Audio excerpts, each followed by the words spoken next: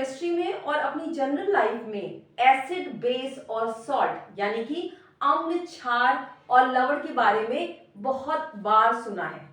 तो ये एसिड और बेस क्या होते हैं, कैसे पता चलेगा कि कोई चीज एसिड है या base? Hello everyone, welcome to the biology junction. और बीपीएससी की सीरीज में ये केमिस्ट्री का नेक्स्ट वीडियो है जिसमें हम लोग एसिड, बेस और सॉल्ट के बारे में पढ़ेंगे, यानी कि अम्ल, क्षार और लवण के बारे में। बट उससे पहले अगर आप लोगों ने मेरा चैनल सब्सक्राइब नहीं किया है और वीडियोस को लाइक नहीं कर रहे हैं तो प्लीज लाइक करिए और बेल आइकॉन जरूर दबाइए ताकि आप तक मेरी वीडियोस पहुंच सके। तो चलिए स्टार्ट करते हैं आज का टॉपिक। तो इसके लिए हम लोग यूज करते हैं इंडिकेटर्स का या सूचक का। इंडिकेटर्स या सूचक क्या होते हैं? ये बताते हैं कि कोई सब्सटेंस है या कोई जूस है वो एसिडिक है या बेसिक है।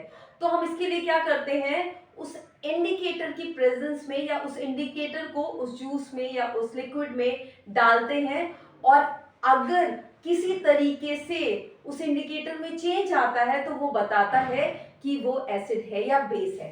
तो जो जनरल इंडिकेटर हम यूज करते हैं उसमें जो सबसे कॉमन है लिटमस पेपर, जिसको आप सब जानते हैं। लिटमस पेपर का दूसरा नाम है पर्पल डाई। पर्पल डाई जो है ये पर्पल कलर की होती है। ये लिटमस पेपर मिलता है हमको लाइकेन से। लाइकेन क्या है? लाइकेन एल्गी और फंजाई, इन दोनों का जो सिम्बियोटिक रिलेशनशिप होता है, एक ऐसा रिलेशनशिप जिसमें दोनों पार्टनर्स को फायदा होता है, उसको कहते हैं सिम्बियोटिक। तो वैसे ही एक रिलेशनशिप है लाइकेन जिसको कहते हैं, जिसमें एल्गी और फंजाई होते हैं। तो लाइकेन से ये लिटमस पेपर मिलता है। तो ये नेचुरल इंडिकेटर है, यानी कि ये नेचर से डायरेक्टली मिलता है। इसकी अगर पीएच की बात करें तो ये न्यूट्रल होता है। और ये कैसे काम करता है? तो ये पीएच पेपर पे अगर एसिड डालते हैं तो देखिए, इसका अगर हम ब्लू लिटमस पेपर लेते हैं, दो कलर का लिटमस पेपर अवेलेबल है, एक ब्लू और एक रेड। अगर ब्लू लिटमस पेपर लेते हैं और उस पे एसिड डालते हैं तो ये ब्लू लिटमस पेपर रेड हो जाता है। और यानी कि अगर ये एसिड, जिसको मैंने एसिड लिखा है, अगर वो अननोन जूस हुआ और आपने ब्लू लिटमस पेपर पे अननोन जूस डाला और उसका कलर रेड हो गया तो वो एसिड होगा। और अगर ब्लू पे अननोन लिक्विड डाला और उसका कलर ब्लू ही रहा, दैट मीन्स कि वो एसिड नहीं है।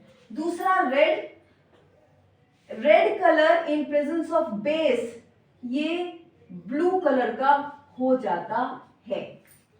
तो यहां ब्लू से रेड और रेड से ब्लू चेंज हो जाता है, जिससे हमें पता चलता है कि ये एसिड है या बेस। देखिए, ये अक्सर भूल जाता है कि कौन सा क्या बताता है, तो उसके लिए मेरे पास एक छोटी सी ट्रिक है। आरबीआई, आरबीआई जो कि हमारा बेस है फाइनेंशियल सिस्टम का, आरबीआई बैंक, उसी तरीके से रेड टू ब्लू ये आरबीआई हमारा बेस है, यानी बेस की प्रेजेंस से में रेड से ब्लू होता है। तो you can use this trick अगर चाहिए तो। जो सेकेंड एग्जांपल है वो भी यूज होता है अधिकतर लैब में, इसको कहते हैं फिनोप्थिलीन सॉल्यूशन। फिनोप्थिलीन ये स्लाइट एसिड यानी कि वीक एसिड होता है, स्लाइट और वीक एसिड है ये। और ये कैसे काम करता है? तो ये ऑलमोस्ट कलरलेस होता है और ये बेस की प्रेजेंस में, यानी जब बेस इसमें आता है तो ये कलरलेस, कलर चेंज हो जाता है इन अ पिंकिश रेड या पिंक रेड में चेंज हो जाता है। जबकि एसिड की प्रेजेंस में ये कलरलेस ही रहता है, यानी अगर मान लीजिए बेस की प्रेजेंट में पिंक या रेड हो गया है और आप इसमें दोबारा से एसिड डालेंगे तो ये वापस से कलरलेस हो जाएगा। तो ये भी इंडिकेट करता है एसिड या बेस को। दो और एग्जांपल्स हैं, one is methyl orange and one जिसको आप जानते हैं दैट इज टर्मरिक। टर्मरिक यानी हल्दी। मिथाइल ऑरेंज ऑरेंज कलर की डाई है और ये एसिड में मतलब एसिडिक कंडीशन में वो रेड कलर में चेंज हो जाता है, जबकि ये बेसिक कंडीशन में येलो कलर का हो जाता है। ये खुद ऑरेंज कलर का होता है, बट अगर इन्वायरमेंट एसिडिक है यानी एसिड की प्रेजेंस में ये रेड कलर का हो जाएगा, जबकि बेस की प्रेजेंस में इसका कलर येलो हो जाएगा। जो लास्ट है टर्मरिक यानी हल्दी, उसको आप लोग देखते हैं कि अगर तेल का या हल्दी का यानी आप सब्जी खाते हैं तो उसमें हल्दी भी होते हैं, उसका अगर दाग आपके कपड़ों पे लग जाता है तो येलो कलर का स्पॉट आ जाता है। और ये येलो कलर का स्पॉट अगर आप सोप से धुलते हैं तो सोप क्या होता है, बेस होता है यानी बेसिक कंडीशन प्रोवाइड करता है। तो बेसिक कंडीशन में ये क्या कैसा कलर हो जाता है, इसका कलर रेड ब्राउन हो जाता है। आपने देखा होगा कि साबुन लगाते ही वो तेल वाला दाग जो है वो और ज्यादा गहरा रेड ब्राउन कलर का हो जाता है। तो बेस की प्रेजेंस में यानी कि बेसिक कंडीशन में ये येलो कलर से रेड कलर हो जाता है, जबकि एसिडिक कंडीशन में ये येलो कलर का हो जाता है। तो ये टर्मरिक भी एज अ इंडिकेटर काम करता है। बहुत से ऐसे नेचुरल प्रोडक्ट्स भी हैं जो एज अ इंडिकेटर यूज किए जाते हैं, जैसे कैबेज की लीव्स हैं या टर्मरिक है या पेटल्स है कई फ्लावर्स की। हिबिस्कस का फ्लावर भी एज अ इंडिकेटर यूज किया जाता है। आप इसका स्क्रीनशॉट ले सकते हैं। तो अभी जो हम लोगों ने सूचक या इंडिकेटर पढ़ा था वो कलर के थ्रू बताते थे कि एसिड है या बेस है। कुछ और टाइप के इंडिकेटर्स होते हैं जो कि स्मेल के थ्रू बताते हैं, यानी उसकी स्मेल चेंज हो जाती है जब उनका इन्वायरमेंट चेंज हो जाता है। तो ऐसे जो इंडिकेटर्स हैं उनको कहते हैं गंधीय सूचक, यानी कि जो गंध से बताए, या ऑल्फैक्टरी इंडिकेटर। तो इसके एग्जांपल्स हैं, इसमें आता है अनियन। अनियन की स्मेल बदल जाती है अगर उसका इन्वायरमेंट बदल जाए, यानी एसिड की कंडीशन में या बेस की कंडीशन में उसको रखिए तो उसकी स्मेल बदल जाएगी। Second one is clove oil. और इसके अलावा वनीला है। वनीला भी अपना स्मेल जो है वो चेंज कर लेता है in presence of their medium. Now हम लोग बात करेंगे कि जो एसिड या बेस होते हैं वो डिफरेंट चीजों से कैसे रिएक्ट करते हैं। तो एसिड और बेस कई चीजों से रिएक्ट करते हैं जिसको हम डिफरेंट रिएक्शंस के फॉर्म में लेंगे, और ये रिएक्शन बहुत बहुत इंपॉर्टेंट है आपके एग्जाम्स के लिए। अभी लास्ट पेपर में ही इससे 2 या 3 क्वेश्चंस मैंने देखे थे पेपर में, तो इसको बहुत थॉरली पढ़िएगा। तो पहला है कि जो एसिड या बेस है वो मेटल से कैसे रिएक्ट करते हैं। सबसे पहला हम एग्जांपल लेंगे एसिड का। तो एसिड जब भी तो उस कंडीशन में मेटल का सॉल्ट बन जाता है और हाइड्रोजन गैस निकलती है। ये हाइड्रोजन गैस जो निकलती है उसको चेक करने के लिए अगर आप उसको आपके पास लाएंगे तो वो बम का साउंड करके जलती है, तो ये हाइड्रोजन गैस की पहचान है, तो ये भी जानते रहिएगा। अब इसका एग्जांपल अगर हम ले लें तो एसिड की जगह HCl ले लें और मेटल की जगह हम जिंक या कॉपर कुछ भी ले सकते हैं। तो यहाँ पे जिंक का सॉल्ट यानी जिंक क्लोराइड बन जाएगा और साथ में हाइड्रोजन गैस निकल जाएगी, तो यहाँ पे ये 2HCl यूज हो जाएगा। देखिए जब भी मेटल एसिड के साथ रिएक्ट करता है तो मेटल हाइड्रोजन को रिप्लेस कर देता है और हाइड्रोजन गैस निकलती है। ये पहचान है कि एसिड से रिएक्शन हो रहा है मेटल का। अब अगर हम एसिड की जगह बेस ले लें तो बेस मेटल के साथ रिएक्ट करके हमेशा हाइड्रोजन नहीं निकालते। सारे बेसेस मेटल के साथ रिएक्ट करके हाइड्रोजन नहीं निकालते, लेकिन यहाँ पे अगर हम NaOH और जिंक इसका रिएक्शन देखें तो यहाँ पे हाइड्रोजन गैस निकलेगी और बनेगा सोडियम जिंकेट।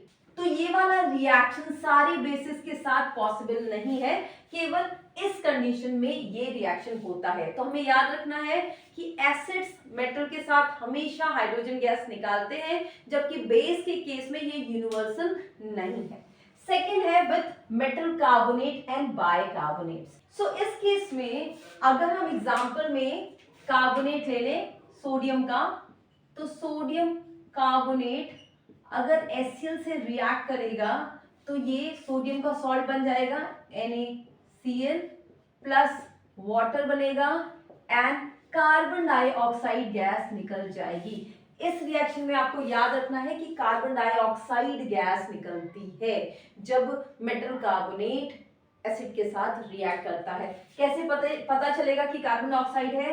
तो जब इसको आप लाइम वाटर से पास करेंगे तो उस लाइम वाटर का कलर जो है वो दुधिया हो जाता है या मिल्की हो जाता है, और इससे पता चल जाता है कि ये गैस जो है वो क्या है, वो कार्बन डाइऑक्साइड है। इससे क्वेश्चन आया था लास्ट पेपर में कि एग शेल, तो आपको पता है एग शेल में कैल्शियम कार्बोनेट होता है, तो उसका किससे रिएक्शन कराया गया कि जो गैस निकली उसको जब लाइम वाटर से पास किया गया तो वो कलर मिल्की हो गया। नाउ अगर सोडियम बाइकार्बोनेट का रिएक्शन कराते हैं HCl से तो भी सोडियम का सॉल्ट बनता है, वाटर बनता है एंड कार्बन डाइऑक्साइड गैस निकलेगी। तो ये भी सेम रिएक्शन देता है जैसे कि सोडियम कार्बोनेट देता है। So in case of metal carbonate and bicarbonate आपको कार्बन डाइऑक्साइड गैस मिलेगी। जो तीसरा रिएक्शन है जिसमें एसिड और बेस आपस में रिएक्शन करते हैं, तो जब भी एसिड और बेस रिएक्शन करेंगे तो बनता है सॉल्ट और वाटर, बस यही बनता है। जैसे HCl प्लस NaOH बने, अगर रिएक्ट करें तो NaCl सॉल्ट बन जाएगा प्लस वाटर बन जाएगा। तो ये जो है एसिड बेस का स्टैंडर्ड रिएक्शन है और इसमें दोनों न्यूट्रलाइज हो जाते हैं अगर सेम स्ट्रेंथ के हैं। स्ट्रेंथ क्या होती है हम थोड़ी देर बाद बात करेंगे। जो फोर्थ रिएक्शन है वो है मेटल या नॉन मेटल ऑक्साइड से। तो मेटल ऑक्साइड से एसिड कैसे काम करेगा और फिर नॉन मेटल ऑक्साइड से एसिड कैसे रिएक्ट करेगा। तो मेटल ऑक्साइड के केस में हम एग्जांपल ले लेते हैं कॉपर ऑक्साइड का। ये है, इसको जब आप HCl से रिएक्ट कराते हैं, देखिए क्या बनेगा। तो सबसे पहले तो सॉल्ट बन जाएगा, कॉपर का सॉल्ट बना और यहाँ पे ये 2 हो जाएगा। इसके अलावा वाटर निकला। तो ये रिएक्शन देखिए और ये रिएक्शन देखिए, आपको क्या दोनों में कॉमन चीजें दिख रही हैं। यहाँ भी सॉल्ट बना था, वाटर बना था, यहाँ भी सॉल्ट बन रहा है, वाटर बन रहा है। तो इससे क्या पता चलता है कि अगर आपको ये पता है एसिड है तो इसका मतलब ये जो कॉपर का ऑक्साइड है उसका नेचर क्या है, उसका नेचर बेसिक है। तो इस तरीके से अगर आप किसी को एसिड से रिएक्ट करा रहे हैं और अगर जो प्रोडक्ट आ रहा है वो सॉल्ट और वाटर आ रहा है, दैट मीन्स केवल सॉल्ट और वाटर आ रहा है, दैट मीन्स कि आप जिससे रिएक्शन करा रहे हैं उसका नेचर बेसिक है, या वाइस वर्सा। अगर बेस से करा रहे हैं और ये जो है तभी सॉल्ट और वाटर दे रहा है, तो जिससे आप रिएक्ट करा रहे हैं वो क्या है, वो एसिड है। इसी तरीके से अगर आप नॉन मेटल ऑक्साइड, तो नॉन मेटल ऑक्साइड आप कार्बन डाइऑक्साइड जानते हैं और उसका आप रिएक्शन कराइए बेस से, तो इस केस में हम कैल्शियम हाइड्रोक्साइड ले लेते हैं। देखिए कैल्शियम हाइड्रोक्साइड एक बेस है, तो क्या होगा, तो यहाँ पे कैल्शियम का सॉल्ट बनेगा कैल्शियम कार्बोनेट और इसके अलावा बन जाएगा वाटर। अगर आप इसको भी इस रिएक्शन से कंपेयर करिए तो देखिए क्या हो रहा है, यहाँ भी सॉल्ट बन रहा है और वाटर बन रहा है और हमको ये पता है कि ये बेस है। तो बेस के साथ किसी चीज का रिएक्शन हुआ है तो सॉल्ट और वाटर बन रहा है, दैट मीन्स जिससे रिएक्शन हुआ है उसका नेचर क्या है, एसिडिक नेचर है। तो इससे आपको क्या पता चल रहा है कि जो मेटल ऑक्साइड्स होते हैं वो बेसिक नेचर के होते हैं और जो नॉन मेटल ऑक्साइड होते हैं एसिडिक नेचर के होते हैं। यहाँ मैं एक और चीज बताऊं कि ये जो रिएक्शन है दैट मीन्स रिएक्शन बी, जिसमें नॉन मेटल ऑक्साइड के साथ कैल्शियम हाइड्रोक्साइड जो बेस है उसका रिएक्शन हो रहा है, तो ये कैल्शियम हाइड्रोक्साइड ही लाइम वाटर है जब ये एक्वस कंडीशन में होता है, यानी कि ये इसमें वाटर जुड़ा होता है, तो इसको कहते हैं लाइम वाटर। तो देखिए यहाँ जो मैंने कहा था कि कार्बन डाइऑक्साइड को जब लाइम वाटर से पास करते हैं तो कार्बन डाइऑक्साइड और लाइम वाटर ये दोनों का जब रिएक्शन हो रहा है तो मिल्की कलर आता है। वो मिल्की कलर एक्चुअल में कैल्शियम कार्बोनेट का होता है, जिसकी वजह से वो दुधिया या व्हाइटिश हो जाता है। एक और बात, अगर ये कार्बन डाइऑक्साइड एक्सेस में होगा, एक्सेस में, तो यहाँ पे मैं कर देती हूँ कि अगर ये एक्सेस में होगा तो एक्सेस में ये कैल्शियम हाइड्रोक्साइड यानी ये कार्बन डाइऑक्साइड और कैल्शियम कार्बोनेट प्लस वाटर ये मिलके कैल्शियम बाइकार्बोनेट बना लेते हैं और ये जो है वो सॉल्युबल होता है वाटर में। तो अगर दुधिया कलर आ गया और उसके बाद भी आप कार्बन डाइऑक्साइड डालते रहे या पास कराते रहे तो वो जो मिल्की कलर है वो डिसअपियर हो जाता है। क्यों डिसअपियर हो जाता है? Because of the formation of calcium bicarbonate.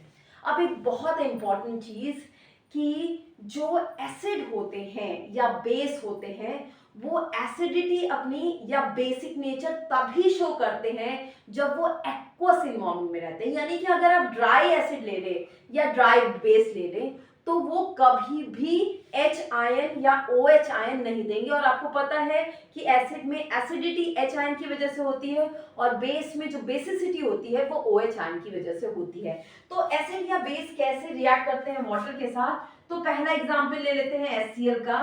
तो HCl अगर जो है वो वाटर की प्रेजेंस में है तो ये क्या करती है, वाटर जो है ये वाटर ये इसका H आयन लेके हाइड्रोनियम आयन बना लेते हैं H3O और प्लस क्लोराइड आयन फ्री हो जाता है। तो ये जो हाइड्रोनियम आयन है एक्चुअल में यही H प्लस आयन है जो वाटर के साथ जुड़ा हुआ है और यही रिस्पॉन्सिबल है एसिडिक नेचर के लिए HCl के। इसी तरीके से अगर NaOH है, NaOH को आप वाटर के साथ जब वो रिएक्ट करता है तो वो Na प्लस और OH माइनस आयन बनाता है और ये OH माइनस आयन ही बेसिक नेचर के लिए रिस्पॉन्सिबल है किसके?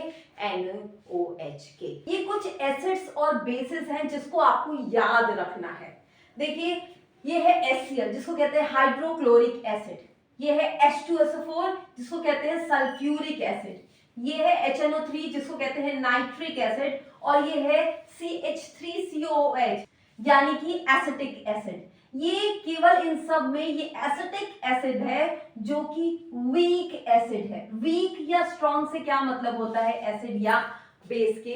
देखिए जो एसिडिटी होती है, एसिडिक नेचर होता है वो H आयन की वजह से होता है। तो ये जितने भी स्ट्रॉन्ग एसिड्स हैं ये क्या करते हैं, ये एक्वस सॉल्यूशन में कंप्लीटली आयनाइज हो जाते हैं यानी ये टोटल आयन दे देते हैं, इसलिए ये स्ट्रॉन्ग एसिड कहलाते हैं। जबकि जो वीक एसिड्स होते हैं वो जब एक्वस सॉल्यूशन में होते हैं तो वो अपना पूरा आयन आयनाइज नहीं कर पाते, उनको वीक एसिड कहते हैं। इसी तरीके से ये बेसिस हैं डिफरेंट, इसमें ये है NaOH जिसको जो है सोडियम हाइड्रोक्साइड कहते हैं, ये है KOH या पोटेशियम हाइड्रोक्साइड, ये है कैल्शियम हाइड्रोक्साइड, ये मैग्नीशियम हाइड्रोक्साइड और ये अमोनियम हाइड्रोक्साइड। इसमें भी ये चारों ये स्ट्रॉन्ग बेस है। स्ट्रॉन्ग क्यों कहा गया है?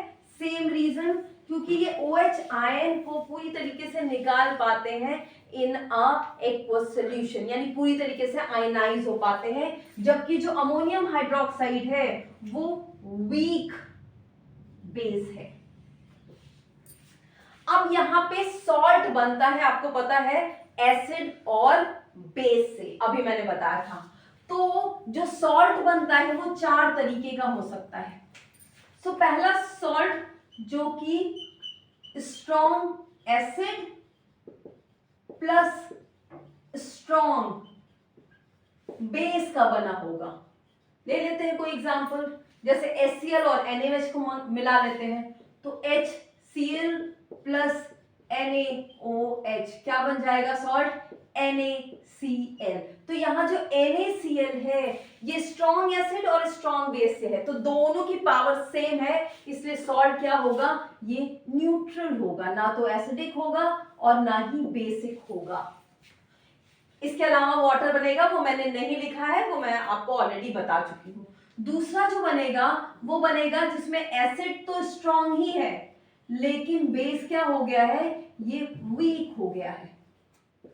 तो ले लेते हैं एक एग्जांपल, HCl को अमोनियम हाइड्रोक्साइड के साथ। इसमें जो सॉल्ट बनेगा वो बनेगा अमोनियम के साथ क्लोराइड, तो अमोनियम क्लोराइड।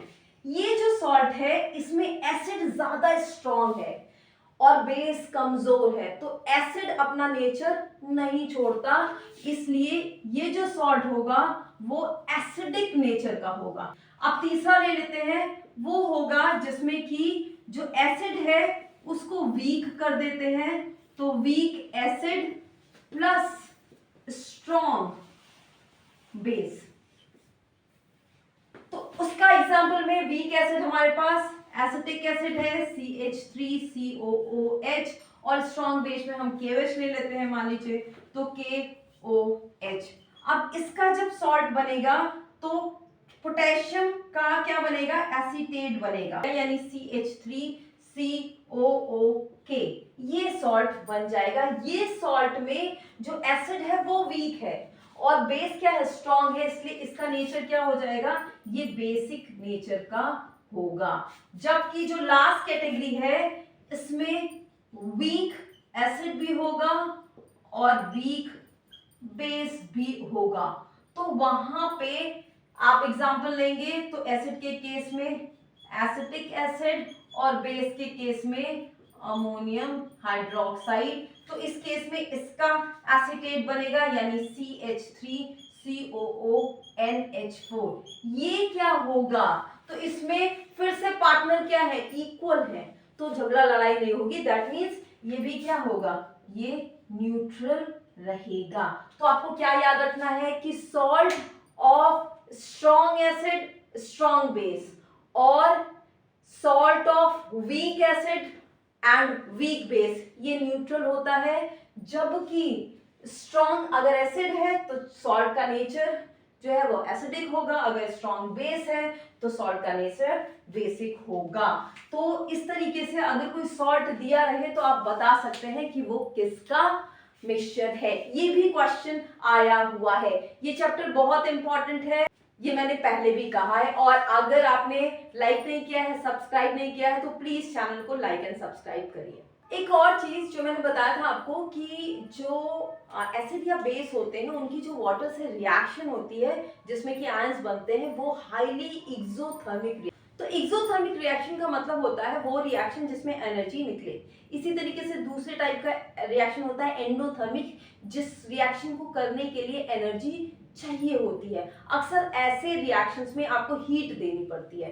तो reaction can be of two type, exothermic and endothermic.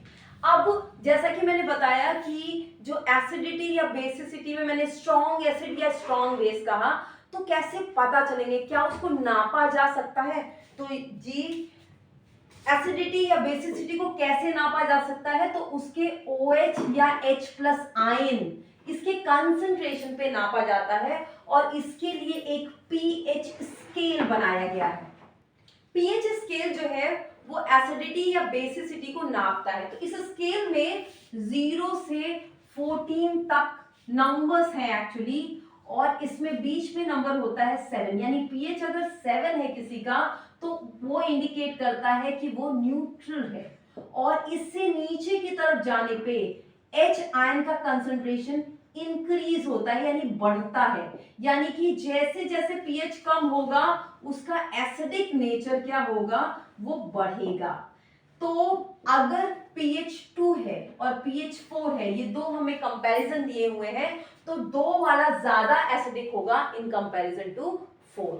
इसी तरीके से अगर हम 7 से आगे की तरफ जाते हैं, सो जैसे जैसे pH बढ़ता है उसका OH आयन का कंसंट्रेशन बढ़ता जाता है और H आयन का कंसंट्रेशन घटता जाता है। तो अगर दो pH हैं 8 और 13 के सॉल्यूशंस हैं तो उसमें 13 वाला ज्यादा बेसिक है इन कंपैरिजन टू 8। अब कुछ एग्जांपल्स हैं जिनका कितना pH होना चाहिए ये आपको पता होना चाहिए। तो ये टेबल है और इस टेबल में आप देख सकते हैं और आपको ये याद रखना होगा for the exam point of view. Now इस pH की इंपॉर्टेंस क्या है? तो कई जगह पीएच की इंपॉर्टेंस होती है। फॉर एग्जाम्पल आप देखते हैं कि कभी कभी आपका जो कहा जाता है कि एसिड रेन हो रही है, इसका क्या मतलब है? एसिड रेन का मतलब है कि जो इन्वायरमेंट का पीएच है वो 5.6 से जब कम हो जाता है तो हम कहते हैं कि जो पानी बरस रहा है उसमें थोड़ा अमाउंट में एसिड भी है। अब ये एसिड जब पानी के साथ हमारे वाटर बॉडीज में जाता है, यानी कि तालाब में या नदी में जाता है, तो वहां की मछलियों के लिए वहां जिंदा रह पाना मुश्किल हो जाता है। तो इम्पोर्टेंस है पीएच का, क्योंकि पीएच पानी के वाटर का 7.4 के आसपास होता है, तो वो हमारे लिए आइडियल पीएच है फॉर वाटर। सेकेंड एग्जाम्पल है कि पीएच हमारे पेट में, स्टमक में हमारा पीएच करीब 1.2 से 2 तक होता है, और वो पीएच जरूरी है हमारे फूड को पचाने के लिए। हमारे जो बकल कैविटी है, यानी जो माउथ है, इसका भी एक पर्टिकुलर पीएच है, 6.8 के आसपास रहता है।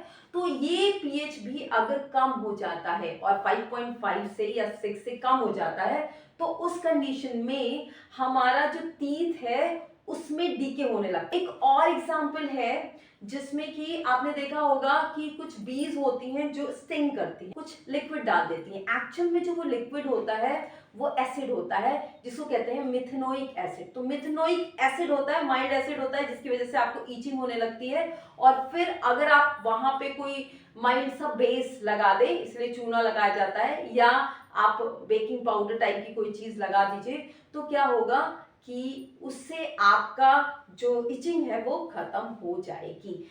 इसके अलावा बहुत से हमारे हाउस होल्ड की चीजें हैं जिसमें डिफरेंट एसिड पाया जाता है, और एग्जाम पॉइंट ऑफ व्यू से इनमें कौन सा एसिड पाया जाता है ये बहुत इंपॉर्टेंट है। तो ये चार्ट आपको डिफरेंट एसिड्स किसमें पाए जाते हैं वो बताता है, तो इसको याद जरूर कर लीजिएगा। लास्ट टाइम इससे भी एक क्वेश्चन आया था। आपके एग्जाम में बहुत से केमिकल्स के नाम भी पूछते हैं, या नाम देखिए केमिकल्स भी पूछते हैं। तो इस चैप्टर से कुछ सॉल्ट्स हैं जो बहुत इंपॉर्टेंट हैं, जिनके यूजेस तो मैं आपको किसी और वीडियो में बना के दे दूंगी, बट ये नाम है उनके जो कि आपको याद रखने हैं फॉर्मूले के साथ। जिसमें पहला है सोडियम क्लोराइड, ये सॉल्ट है, इसको कहते हैं कॉमन टेबल सॉल्ट या नमक। नमक यही है जिसको हम लोग घरों में यूज करते हैं। दूसरा है CaOCl2, इसको कहते हैं ब्लीचिंग पाउडर, जो आप घरों में सफाई के लिए यूज करते हो वो ब्लीचिंग पाउडर है ये। दूसरा है NaHCO3, जिसको सोडियम बाइकार्बोनेट कहते हैं, ये बेकिंग सोडा है जिसको केक बनाने में या इडली बनाने में या आप ढोकला वगैरह बनाने में यूज किए जा करते हैं, इसको खाने वाला सोडा भी कहते हैं। नेक्स्ट है सोडियम कार्बोनेट .10H2O, ये क्या है? ये वॉशिंग वाला सोडा है जिसको कपड़े धुलने में यूज किया जाता है, तो इसका ये फॉर्मूला है। इसमें 10H2O का मतलब ये नहीं है किसी भी अगर सॉल्ट में ये लगा हो कि वो वाटर की तरह, यानी वो लिक्विड स्टेज में पाया जाएगा। एक्चुअल में क्रिस्टल फॉर्म में भी रहने के लिए वो वाटर जरूरी होता है, तो ये वाटर है इसमें लगा हुआ, लेकिन ये सॉलिड स्टेट में पाया जाता है, तो ये है वॉशिंग सोडा। इसी तरीके से कैल्शियम सल्फेट .2H2 है, इसको कहते हैं जिप्सम। इन सब का यूज मैं आपको किसी छोटे से वीडियो में बना के दे दूंगी, वो ज्यादा समझाना नहीं है, आपको सिर्फ याद करना है। और नेक्स्ट है कैल्शियम सल्फेट .12H2, एक्चुअली ये और ये एक ही है, इसमें केवल हाफ H2O का अंतर है। एक्चुअल में इससे इसको हीट करके बनाया जाता है, 23 डिग्री केल्विन पे बनाया जाता है हीट करके, तो इसमें से जो दिगड़ वाटर है 1/2 वाटर वो उड़ जाता है, तो जो बचता है कैल्शियम सल्फेट और .12H2O, तो इसको कहते हैं प्लास्टर ऑफ पेरिस। आपने देखा होगा कई मूर्तियां वगैरह बनाने में इसको यूज किया जाता है। नेक्स्ट है मैग्नीशियम हाइड्रोक्साइड, जिसको मैंने पहले भी बताया था कि ये मिल्क में पाया जाने वाला है, या इसलिए इसको मैग्नीशियम ऑफ मिल्क भी कहते हैं। तो ये सारे सॉल्ट हैं, ये जरूर याद रखिएगा, ये सारी चीजें एग्जाम्स के लिए बहुत इंपॉर्टेंट है। तो once again thank you so much.